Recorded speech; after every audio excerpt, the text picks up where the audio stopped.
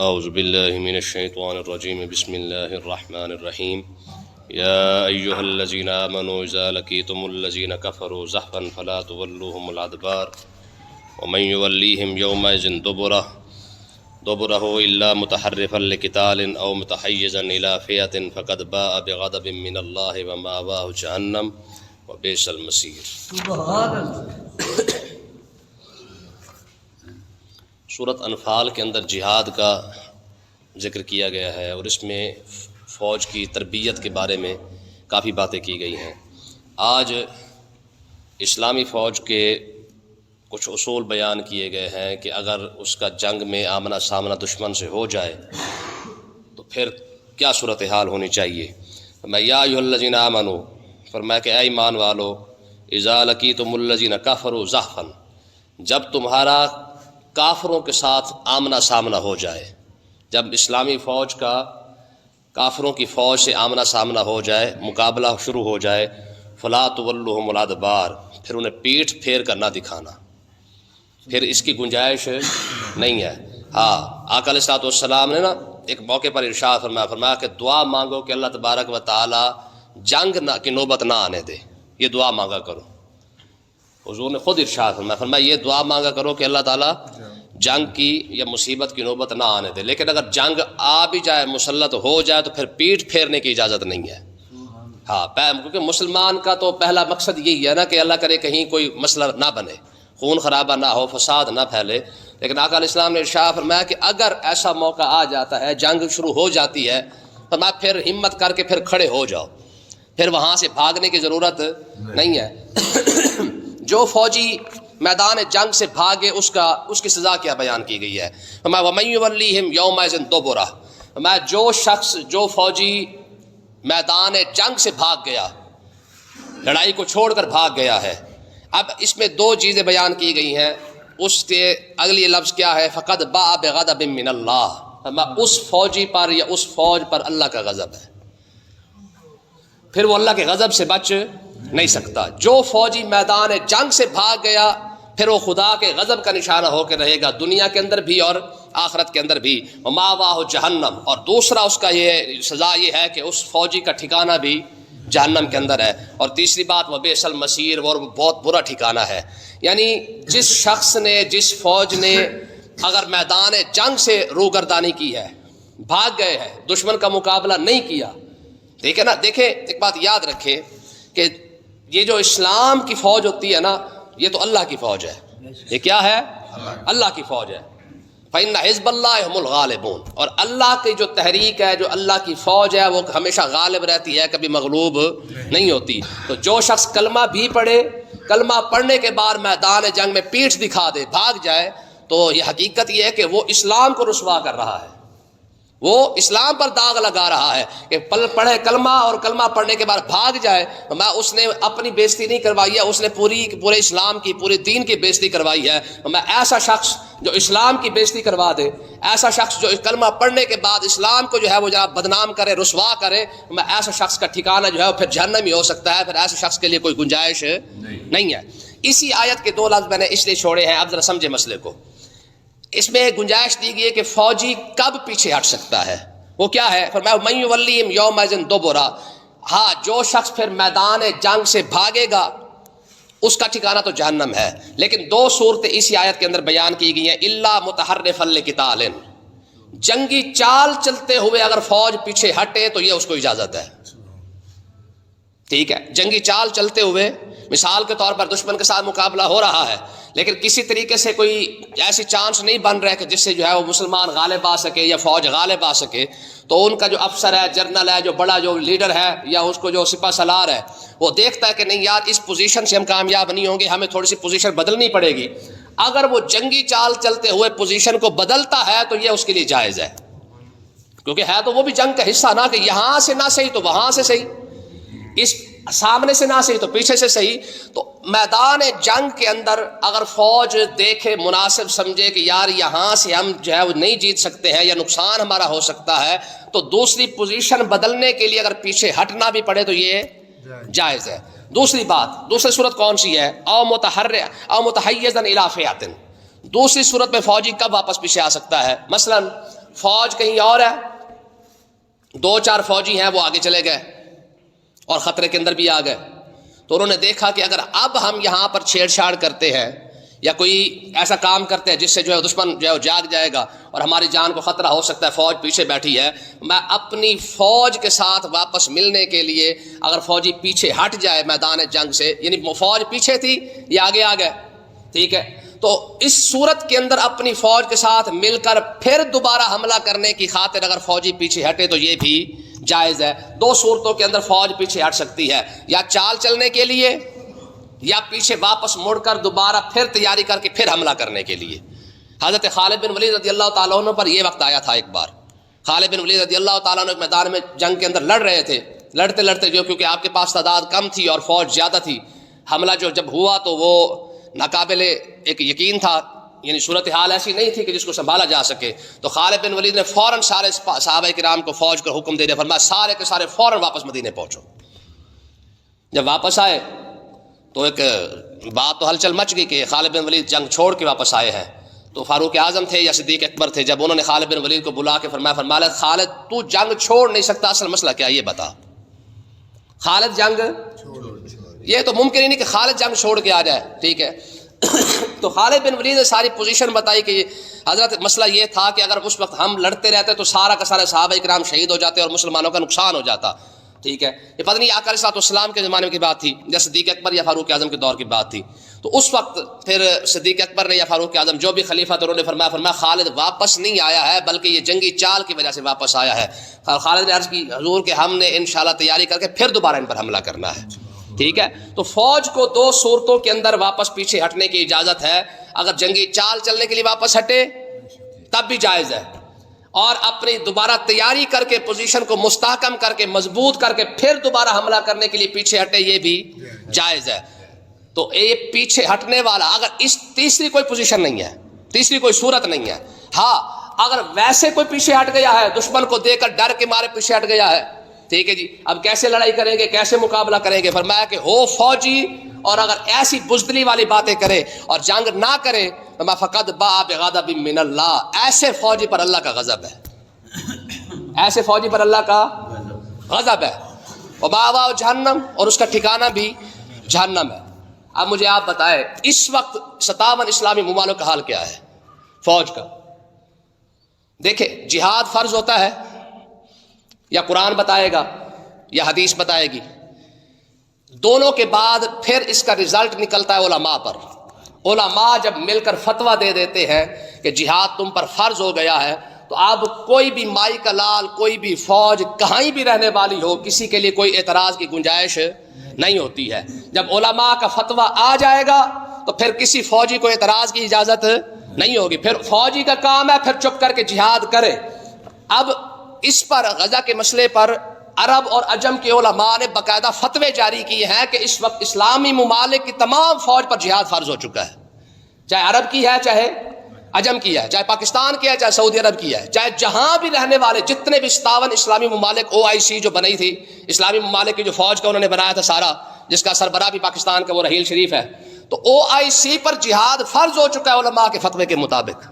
حرمت اقصی کانفرنس اسلام آباد کے اندر ہوئی، وہاں پہ دیوبندی بھی آئے، بریلوی بھی آئے، اہل حدیث بھی آئے، شیعہ بھی، حتیٰ کہ وہاں پر اکٹھے ہوئے، تو سب علماء نے متفقہ طور پر کہا تھا کہ بھائی اس وقت تم پر اسلام جہاد فرض ہے، کیوں نہیں نکلے؟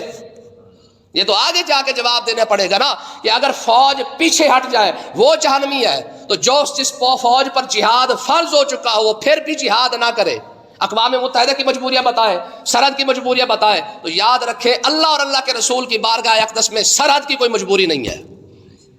حضور نے ارشاد فرمایا مومن ہے نا مومن، وہ جس مرضی نکر کے اندر ہوگا، اگر اس کو تکلیف پہنچے گی تو دوسرا مومن اس کو محسوس لازمی کرے گا، چاہے مشرق اور مغرب کا فاصلہ بھی کیوں نہ ہو۔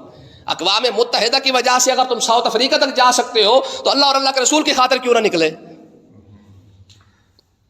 بات سمجھ آ رہی ہے کہ نہیں آ رہی ہے؟ تو اس لیے یاد رکھے اس وقت کسی بھی فوج کے پاس، چاہے پاکستان کی فوج ہے، چاہے سعودی عرب کی فوج ہے، چاہے جناب والا جس مرضی ملک کی فوج ہے، اس وقت کسی بھی فوج کے پاس کوئی بہانہ، جتنی مرضی امن کی باتیں کرتے رہے۔ اور دیکھیں اب سب سے بڑا لطیفہ تو یہ ہے، فوج کا تک ہی نہیں بنتا کہ فوج میں امن کی باتیں سنائے، فوج کا امن کا کام بات کرنے کا ان کا اصولی کام ہی کوئی نہیں فوج کا. امن کی بات کرنا علماء کا کام ہے. فوج ہمیشہ جہاد کا راستہ نکالتی ہے کہ بھائی ہمیں بتاؤ کہاں پہ جا کے جہاد کرنا ہے. ہمیں تو تیاری فوج جہاد کے لیے کیا گیا ہے. تمہیں جہاد کے لیے تیار کیا گیا نا. تمہیں وردی کیوں پہنائی گئی ہے؟ تمہیں دفاعی بجٹ کیوں دیا گیا ہے؟ تمہیں پیسہ کیوں دیا گیا کہ شاباش بھی ٹینک بناؤ، میزائل بناؤ، گولے بناؤ، جہاز بناؤ، سب کچھ بناؤ. کیوں؟ جب جہاد کی ضرورت پڑے تاکہ سارا کچھ ہمارے پاس پہلے تیار ہوگا، فوراً جا کے حملہ کر دینا. تم ٹینک بنا کے، میزائل بنا کے، گولے بنا کے، ایٹم بم بنا کے امن کی تقریریں سنا رہے ہو. کوئی بھی جرنیل اس وقت امن کی بات کر ہی نہیں سکتا. یہ یاد رکھیں. کسی بھی اسلامی ملک کے پاس فوج کے پاس یہ اجازت ہی کوئی نہیں کہ کوئی فوج کا سربراہ کھڑا ہو کے امن کی بات کر رہا ہو. تجھے امن کی بتانے کی ضرورت نہیں ہے. امن کی بات کرنے والے علماء ہیں. وہ فیصلہ کریں گے کہ امن کے حالات کون سے ہوتے ہیں اور جنگ کے حالات کون سے ہوتے ہیں. دیکھیں نا، ایک عورت اگر اس پر چھیڑ چھاڑ کوئی کر دے، محمد بن قاسم پر جہاد فرض ہو گیا اور 32,000 سے زیادہ مسلمان شہید کر دیے گئے. اب تک کسی پر اسلام جہاد فرض نہیں ہوا. یہ تو آگے چلو تو صحیح انشاءاللہ. یہ تمہیں پتہ لگ جائے گا تمہارے ڈالر جاتے کدھر ہیں. بات سمجھ رہی کہ نہیں آئی؟ تو اس وقت کسی بھی فوج کے پاس کوئی بہانہ نہیں ہے اور نہ ہی کوئی فوج یہ بہانہ بنا سکتی کہ ہم پر جہاد فرض نہیں ہے. ٹھیک ہے؟ کیوں؟ اس وقت سب پر جہاد فرض ہو چکا ہے، چاہے وہ کہیں بھی رہنے والے ہیں. ہر فوجی پر جہاد فرض ہو چکا ہے، جتنے بھی اوپر بیٹھے ہوئے ہیں، یا اوپر ہے نیچے جتنے بھی فوج ہے. اگلی بات دیکھیں جی. ہوا یہ، صحابہ کرام جب، کیونکہ جنگ بدر کا واقعہ چل رہا ہے، صحابہ کرام جب میدان جنگ فتح کر کے واپس آنے لگے نا، تو ایک دوسرے کو کہنے لگے فلانے نو میں ماریا تے، فلانے نو میں ماریا تے، فلانے نو میں ماریا. یعنی ہر کسی نے اپنا اپنا بتایا کہ اس کو میں نے قتل کیا. کیونکہ یہ تقریباً 70 بندے میرے خیال قتل ہو گئے تھے بدر کے اندر.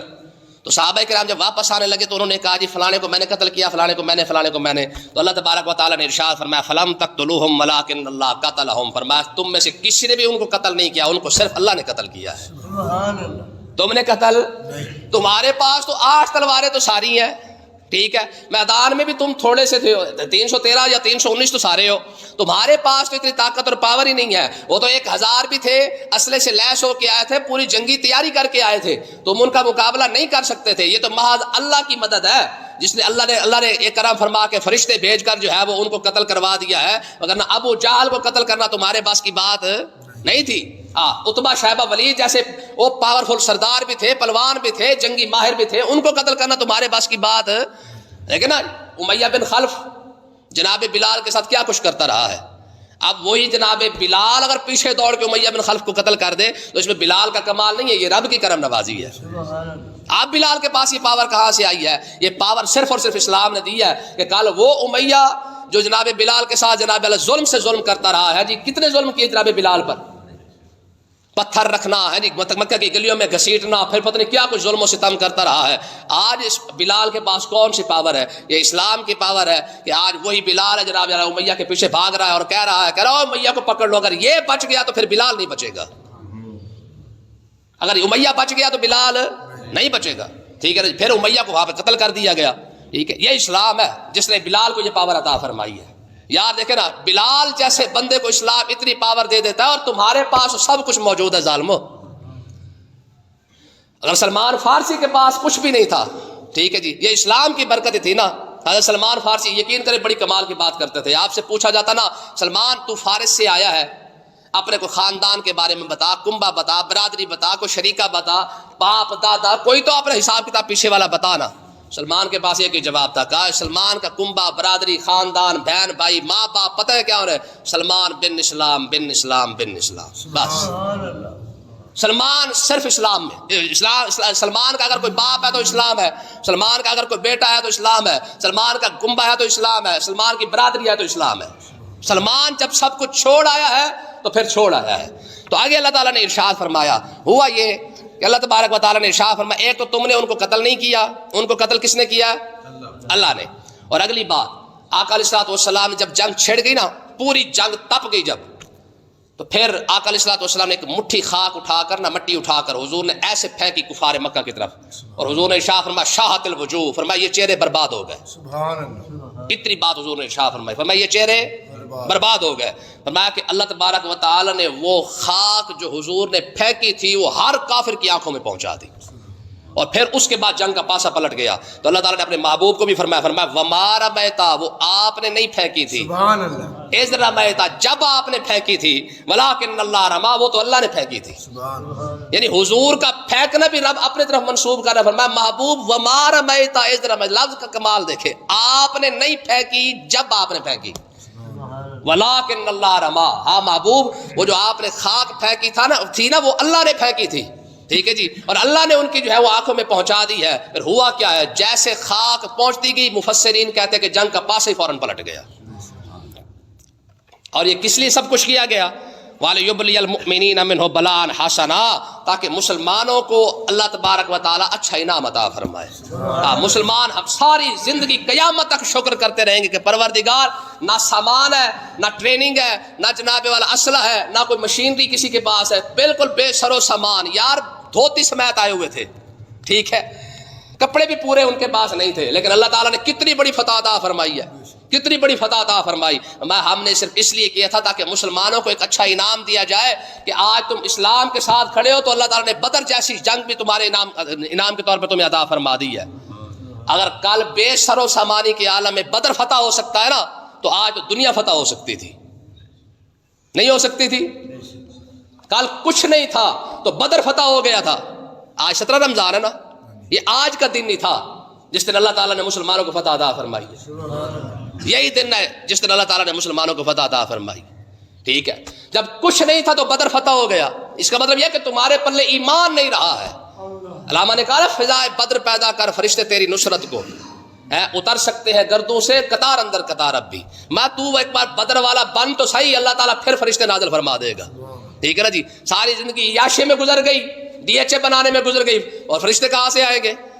فرشتے تب بھی آتے ہیں جب مجاہد اسلحہ پہن کر اپنے رائفل اٹھا کے جب سرحد پہ کھڑا ہوتا ہے. دیکھیں نا، بظاہر انڈیا کا تو پاکستان کے ساتھ مقابلہ ہی کوئی نہیں ہے، لیکن آج بھی یہ روب ہے اسلام کا، مسلمان کا روب ہے، ٹھیک ہے. اور گئے ہم تقریر کرنے، ادھر سے لائٹیں لگی ہوئی تھیں تو 5:30 بندہ ہی کوئی نظر نہیں آتا، لیکن ان کے اندر جرت نہیں کہ اس طرف آ سکے. تو مسلمان کی طبیعت میں اللہ تبارک و تعالیٰ نے ایک روب رکھا ہے، لیکن شرط یہ کہ بندے کا پتر بن کے تو کھڑ تو صحیح. تیرے کھڑے ہونے کی وجہ سے جو آج جو فلسطین اور اسرائیل کی جو ساری تبدیلی آ رہی ہے، اس کی وجہ یہ ہے کہ حماس آج کھڑی ہے نا، القدس بریگیڈ کھڑا ہوا ہے. آج جب فلسطینی خود کھڑے ہوئے تو دنیا مان چکی کہ نہیں یار واقعی فلسطین ایک ریاست ہے. جب تک خود کھڑے نہیں ہوئے نا تو دنیا مانی بھی نہیں ہے. کشمیر کو دیکھ رہے لتر کھاتے پھرتے ہیں، انتظار ہے جی پاکستان آ کے چھڑوائے، فلانا آ کے چھڑوائے، فلانا آ کے چھڑوائے. 80 لاکھ تم وہ 6 لاکھ کی فوج کشمیر کے اندر کھڑی ہے، تم تو خالی پیشاب بھی کر دو تو فوج بہ جائے گی، لیکن تم اس قابل ہی کوئی نہیں ہو، لوگوں کی طرف منہ دیکھ رہے ہو. ہاں دیکھیں فلسطینی خود کھڑے ہوئے تو آج دنیا مان چکی ہے کہ اسرائیل واقعی ایک گندی ریاست ہے، اس کا کوئی وجود نہیں ہے. اور اب تو باقاعدہ نابینا اس قراردادیں منظور ہو چکی ہیں کہ فلسطین ایک الگ ریاست ہوگی، اس کا الگ قیام ہوگا، اس کا جو اپنا بیت المقدس جو ہے، اس کا بیت المقدس بنا اپنا دارالخلافہ بنایا جائے گا یروشلم کو. تو کہنے کا مقصد یہ ہے کہ جب انسان خود کھڑا ہوتا ہے نا پھر دنیا اس کو مانتی ہے. اگر بندہ کسی اور کے انتظار میں بیٹھے رہے تو کوئی اس کو مانتا نہیں ہے. اللہ تبارک و تعالیٰ نے ارشاد فرمایا ان اللہ سمیع علیم، بے شک اللہ تعالیٰ سننے والا جاننے والا ہے. ذالکم ان اللہ موہن کید الکافرین، بے شک یہ اللہ تعالیٰ ہی ہے جو کافروں کے مکر کو کمزور کر دیتا ہے. کافر جتنی مرضی چالیں چلتے رہے، کافروں کا مکر اب کمزور کر دیتا ہے. جو چال تم چلو گے اس میں اللہ کامیابی عطا فرمائے گا، ٹھیک ہے. اور ہم بھی یہی کہتے ہیں کہ تم اگر چالیں چلنا چاہتے تو اللہ تعالیٰ تمہاری چالوں کو کامیاب کر بھی دیتا، لیکن مسجد اقصیٰ کا درد تمہارے اندر نہیں تھا نا. اگر عرب کو چال چلتے مسجد اقصیٰ کو بچانے کے لیے نہیں چلی جا سکتی تھی، پاکستان چال چلتا نہیں چلی جا سکتی تھی، تمہاری تو ساری چالیں اللہ تبارک و تعالیٰ پوری فرما دیتا، لیکن کافر کی کوئی چال اللہ تعالیٰ کامیاب نہیں ہونے دیتا ہے. اللہ تعالیٰ میں سمجھنے کی توفیق عطا فرمائے.